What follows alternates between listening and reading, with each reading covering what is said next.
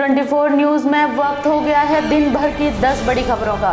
गृह मंत्री अमित शाह पश्चिम बंगाल के चौथे चरण के मतदान से पहले 4 जनसभाओं में शामिल होंगे, जिस दौरान वह कोलकाता में भी एक प्रेस कॉन्फ्रेंस को संबोधित करेंगे। इसके साथ ही गृह मंत्री भवानीपुर में घर घर जाकर वोट देने की अपील भी करेंगे। गृह मंत्री अमित शाह पश्चिम बंगाल के चौथे चरण के मतदान से पहले 4 जनसभाओं में शामिल होंगे, जिस दौरान वो कोलकाता में भी एक प्रेस कॉन्फ्रेंस को संबोधित करेंगे। इसके साथ ही गृह मंत्री भवानीपुर में घर घर जाकर वोट देने की अपील भी करेंगे। पश्चिम बंगाल में चौथे चरण के मतदान से पहले गृह मंत्री अमित शाह 4 जनसभाओं में शामिल होंगे, साथ ही एक प्रेस कॉन्फ्रेंस को संबोधित करेंगे और घर घर जाकर वोट देने की अपील भी करेंगे, जिसके लिए गृह मंत्री अमित शाह ने ट्विटर के माध्यम से जानकारी देते हुए बताया कि वह पश्चिम बंगाल में चौथे चरण के मतदान से पहले जनसभाओं में शामिल होंगे और साथ ही उन्होंने कहा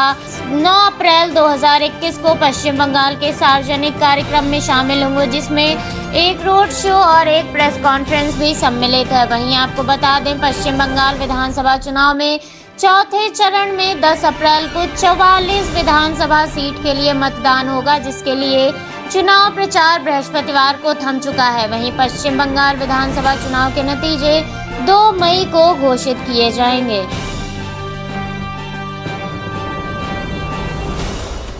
सुप्रीम कोर्ट में अवैध तरीके से धर्म परिवर्तन के खिलाफ दायर की गई याचिका को कोर्ट ने खारिज कर दिया है। दायर याचिका में कहा गया था कि गरीब अशिक्षित लोगों को काला जादू और अंधविश्वास का डर दिखाकर धर्म परिवर्तन किया जा रहा है, जिसको खारिज करते हुए सुप्रीम कोर्ट ने कहा कि यह याचिका प्रसार के उद्देश्य से दाखिल की गई है। सुप्रीम कोर्ट में अवैध तरीके से धर्म परिवर्तन के खिलाफ दायर की गई याचिका को कोर्ट ने खारिज कर दिया है। दायर याचिका में कहा गया था कि गरीब अशिक्षित लोगों को काला जादू और अंधविश्वास का डर दिखाकर धर्म परिवर्तन किया जा रहा है, जिसको खारिज करते हुए सुप्रीम कोर्ट ने कहा कि यह याचिका प्रसार के उद्देश्य से दाखिल की गई है। सुप्रीम कोर्ट ने अवैध तरीके से धर्म परिवर्तन के खिलाफ दायर की गई याचिका को खारिज करते हुए कहा कि देश में 18 साल से ज्यादा उम्र के लोगों को अपना धर्म चुनने का अधिकार है और देश का संविधान उन्हें यह अधिकार देता है। कोर्ट में यह याचिका वकील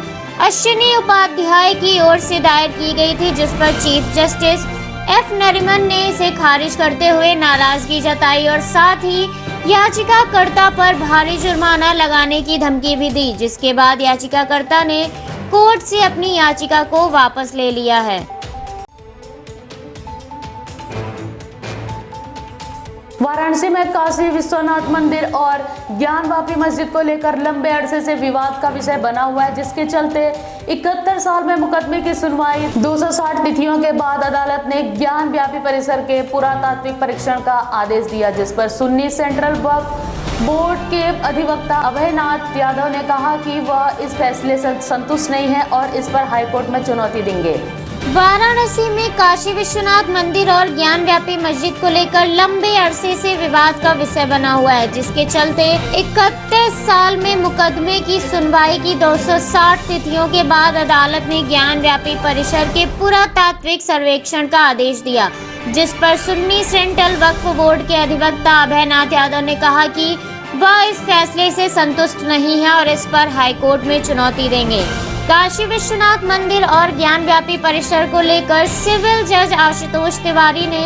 अदालत में प्राचीन मूर्ति स्वयंभू ज्योतिर्लिंग भगवान विश्वेश्वर नाथ से संबंधित ज्ञानव्यापी प्रकरण पर ज्ञानव्यापी परिसर के पुरातात्विक सर्वेक्षण का आदेश दिया और साथ ही इस याचिका पर अगली सुनवाई के लिए 30 मई का दिन तय किया गया है, जिस पर सुन्नी सेंट्रल वक्फ बोर्ड के अधिवक्ता अभयनाथ यादव ने कहा कि वह इस फैसले से संतुष्ट नहीं है और इसके लिए हाईकोर्ट में चुनौती देंगे। उन्होंने कहा कि अदालत ने अपने अधिकार क्षेत्र से बाहर जाकर आदेश दिया है, जिसके लिए आने वाली 12 अप्रैल को इस मामले पर सुनवाई होगी और साथ ही इस मामले को लेकर हाईकोर्ट में भी सुनवाई चल रही है, जिस पर हाईकोर्ट ने अभी तक अपना फैसला सुरक्षित रखा हुआ है।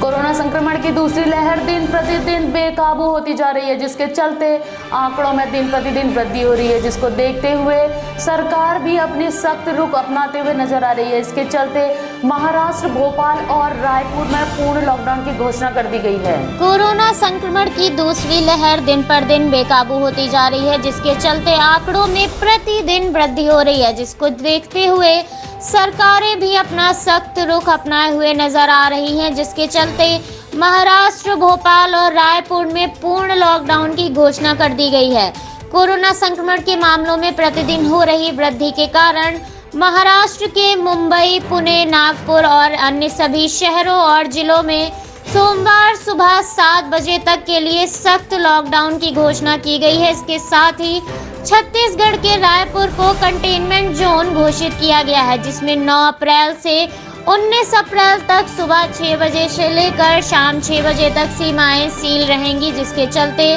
सिर्फ आवश्यक सेवाओं को ही अनुमति दी गई है। तो वहीं मध्य प्रदेश में भी शिवराज सरकार ने भोपाल सहित सभी शहरों में 60 घंटे तक के लॉकडाउन की घोषणा की है। इसके साथ ही मध्य प्रदेश में पहले से ही रविवार को लॉकडाउन किया जा रहा था। महाराष्ट्र, छत्तीसगढ़, मध्य प्रदेश के अलावा मैसूर, मंगलुरु, बीदर, मणिपुर, कर्नाटक के अन्य जिलों के साथ बेंगलुरु में भी 10 अप्रैल से नाइट कर्फ्यू लगाने की घोषणा की गई है।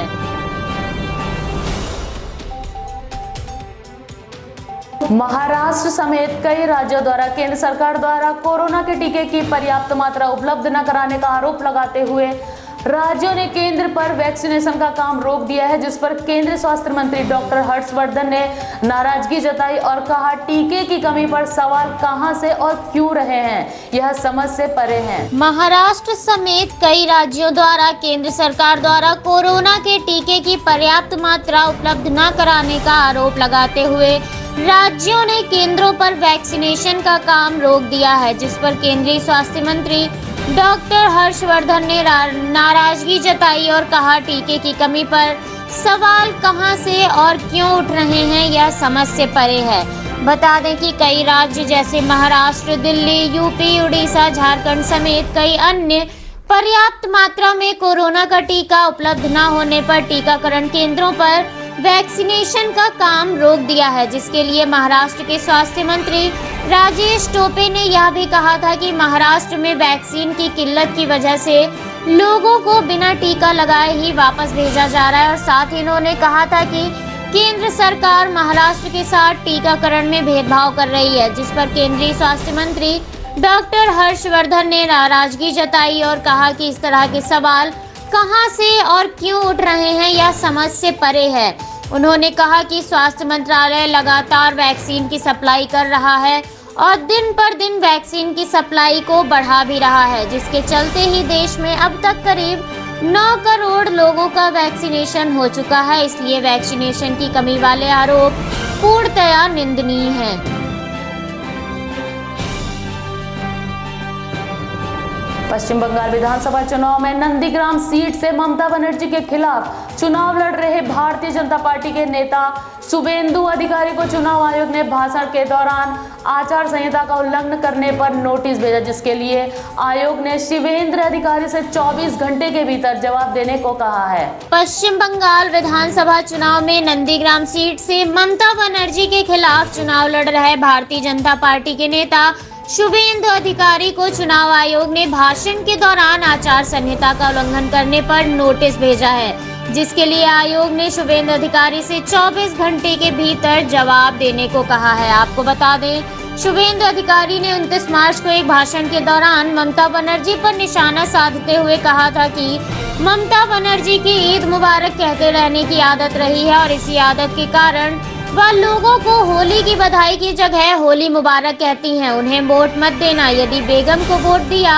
तो बंगाल मिनी पाकिस्तान बन जाएगा, जिसके चलते ही पश्चिम बंगाल की मुख्यमंत्री ममता बनर्जी केंद्रीय चुनाव आयोग को शुभेंदु अधिकारी द्वारा दिए गए भाषण को लेकर नोटिस भेजा था, जिसके लिए ममता ने 48 घंटे में जवाब देने के लिए भी कहा था। इसके साथ ही ममता बनर्जी ने एक चुनावी जनसभा को संबोधित करते हुए यह भी कहा था कि मेरे खिलाफ 10 कारण बताओ जिससे नोटिस जारी हो जाए। तो वहीं नरेंद्र मोदी के खिलाफ कितनी शिकायत दर्ज हुई है, वह तो रोजाना हिंदू मुस्लिम करते रहते हैं। इसी तरह से सियासी गर्माहट के चलते ही चुनाव आयोग ने भाजपा नेता और नंदीग्राम सीट से उम्मीदवार शुभेंदु अधिकारी को अपने भाषण के दौरान आचार संहिता का उल्लंघन करने के लिए नोटिस भेजकर 24 घंटे के भीतर जवाब देने को कहा है।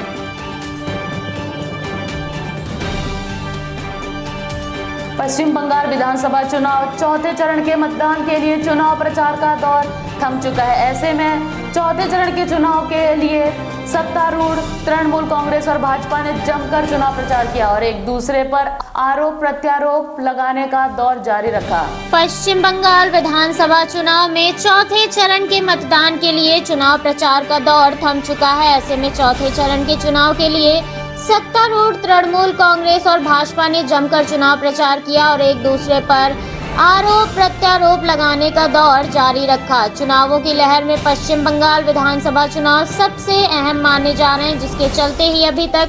3 चरणों के चुनाव हो चुके हैं, तो वहीं अब चौथे चरण का चुनाव होना बाकी है, जिसके लिए अब चुनाव प्रचार का शोर थम चुका है। चुनाव प्रचार के दौरान सभी पार्टियां जनता को लुभाने के उद्देश्य से अपना पूरा जोर लगाते हुए नजर आई। ऐसे में भाजपा की ओर से चौथे चरण के चुनाव प्रचार के दौरान गृह मंत्री अमित शाह, राष्ट्रीय अध्यक्ष जेपी नड्डा और यूपी के मुख्यमंत्री योगी आदित्यनाथ ने चुनाव प्रचार की कमान संभाली, तो वहीं तृणमूल कांग्रेस की नेता और मुख्यमंत्री ममता बनर्जी ने भी व्हील चेयर पर बैठकर जमकर चुनाव का प्रचार प्रसार किया, जिस दौरान उन्होंने भाजपा पर हमला बोलते हुए यह भी कहा कि बंगाल में गुजराती का राज नहीं होगा। तो वहीं गृह मंत्री ने कई रोड शो और रैलियां की, जिस दौरान गृह मंत्री ने एक रिक्शा चालक के घर भोजन भी किया था। फिलहाल पश्चिम बंगाल के चौथे चरण के चुनाव का प्रचार थम चुका है।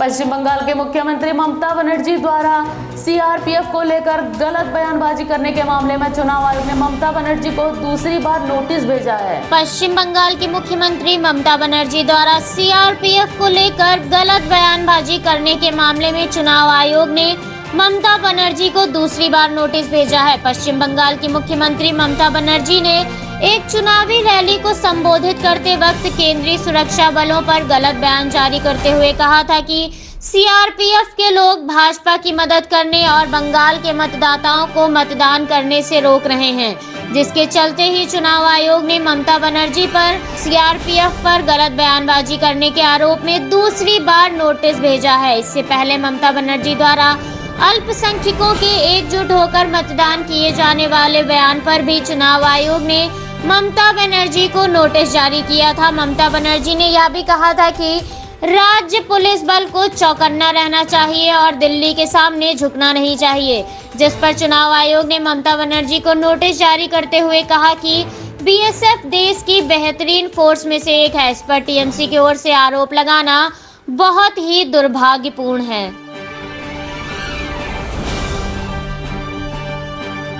देश भर में कोरोना संक्रमण की लहर दिन पर दिन भयानक होती जा रही है, जिसके चलते ही पिछले 24 घंटों में कोरोना के 1 लाख से ज्यादा नए मामले सामने आए हैं, तो वहीं इस संक्रमण से 780 लोगों की मौत हो चुकी है। देश भर में कोरोना संक्रमण की लहर दिन पर दिन भयानक होती जा रही है, जिसके चलते ही पिछले 24 घंटे में कोरोना के 1,31,968 नए मामले सामने आए हैं, तो वहीं संक्रमण से 780 लोगों की मौत हो चुकी है। बीते 24 घंटे में 1 लाख से अधिक मामले सामने आने के बाद देश में अब तक कुल संक्रमितों की संख्याओं का आंकड़ा 1,60,60,542 के पार पहुंच गया है। तो वहीं 24 घंटे के भीतर 780 मौतें होने के बाद कुल मौतों की संख्या 1,67,642 हो गई है। केंद्रीय स्वास्थ्य मंत्रालय ने कोरोना से संबंधित जानकारी साझा करते हुए बताया कि देश में वर्तमान समय में सक्रिय मामलों की कुल संख्या 9,79,608 है, तो वहीं संक्रमण से रिकवर हुए लोगों की संख्या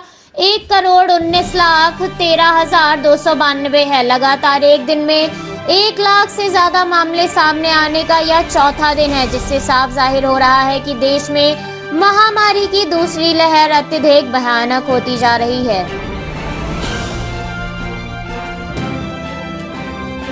जम्मू कश्मीर के शोपिया में सुरक्षा बलों और आतंकवादियों के बीच जारी मुठभेड़ में अंसार गजबा अल हिंद का चीफ कमांडर मारा गया। इसके साथ ही सुरक्षा बलों ने आतंकवादियों को मुंह तोड़ जवाब देते हुए अब तक 4 और आतंकवादियों को मार गिराया है। जम्मू कश्मीर के शोपियां में सुरक्षा बलों और आतंकियों के बीच जारी मुठभेड़ में अंसार गजवा अल हिंद का चीफ कमांडर मारा गया है। इसके साथ ही सुरक्षा बलों ने आतंकियों को मुंह तोड़ जवाब देते हुए अब तक 4 और आतंकियों को मार गिराया है। प्राप्त जानकारी के अनुसार खुफिया एजेंसियों को